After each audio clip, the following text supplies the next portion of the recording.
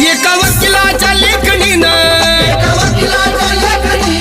त्याच्या कायद्याच्या आखणीनं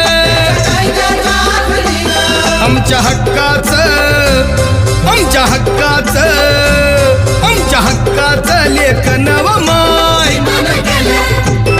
मग कुणी नाही केलं भलं व माय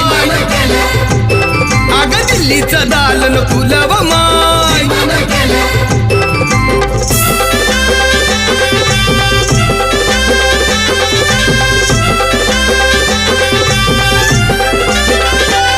तुमच्या पोरानं शाळेत शिकावं आशाला जारीला मुकावं